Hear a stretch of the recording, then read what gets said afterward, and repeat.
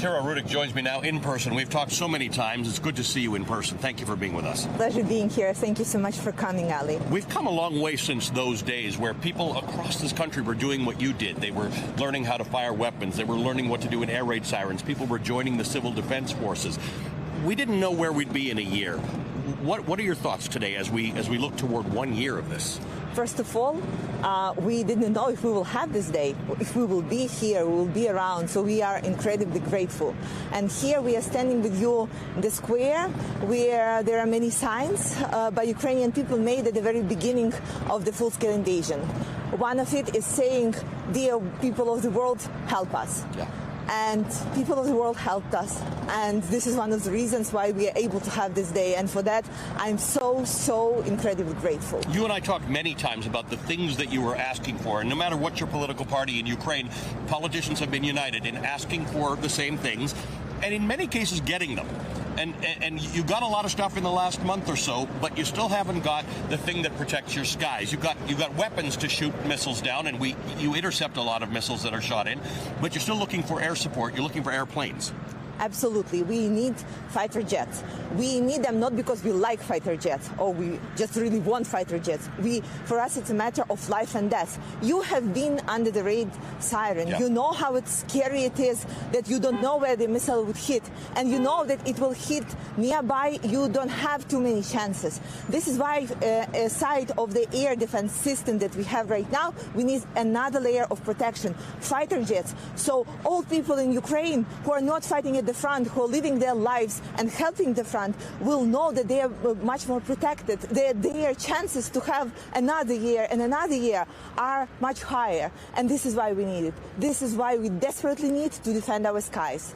What happens next in this war? That we've heard talk about a Russian invasion. We're not sure that they can mobilize the troops that they're looking for, but they're going to try. Vladimir Putin does not want to get to this coming Friday and not have much more to show for it. Yeah, it is critical for him because since probably October last year, he did not have any battlefield wins. Whatever they were doing since that time were basically committing more and more terrorist attacks on our territory, killing more and more people, but it was not something that you can show up and wave as a victory. And this is why everybody is so concerned of what is he going to do next. He gathered a really good and big army, but what they're doing, they're using people as a battlefield meat, something that we cannot do and we will never do.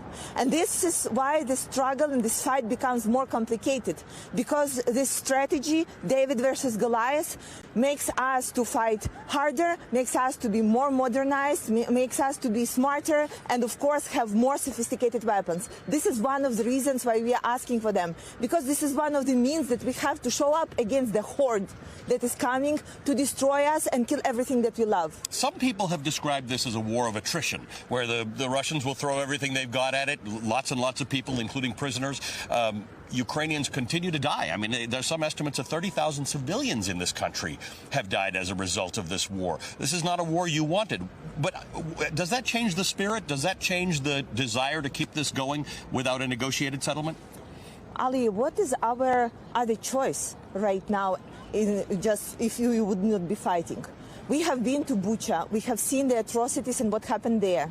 We have seen what happened to people in Izum, and where the mass murder graves were found, and also the torture rooms. So we know it's, again, a matter of our existence, physical existence, and we are fighting for it, for our motherland, for our ability to define our future, but also of our ability to have another year that we will be able to meet with you here. And one of the points that you and others make when you're in Europe or at Munich or talking to the world is that this could become your fight.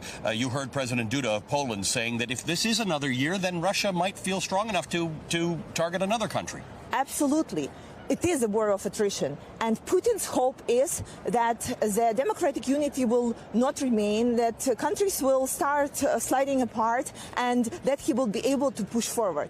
Everybody is talking about, like, what do we do so we can push Russia back, but nobody is talking about what would happen if we lose. We do not want to think about that, but let's keep it always in mind that if we don't have enough the support right now, not in a year or 2 or 5, right now, it is possible that Putin may succeed, and then he will go forward. He was very clear about that. He is rebuilding Russian empire, and this is why nobody is safe right now. And this is why what we are doing is being a shield for the whole democratic world. We are ready to do it. Give us the weapons so we can do it effectively and so that we can win. So the concern from Germany with those tanks is that the Russians will know that these are NATO tanks and they'll know that Russia is at war with NATO. There are concerns about the jets, that you can fly those jets into Russia and target targets within Russia, and that'll become a bigger war. What do you say to people who have that criticism? What is the other choice? This is the first question, because nobody again is talking about what would happen if Russians horde will push forward. Second question is, we are fighting to defend ourselves. We are fighting literally for our own lives. And this is why when we are asking for something, it is to protect our people, to be able to continue our normal lives as we go.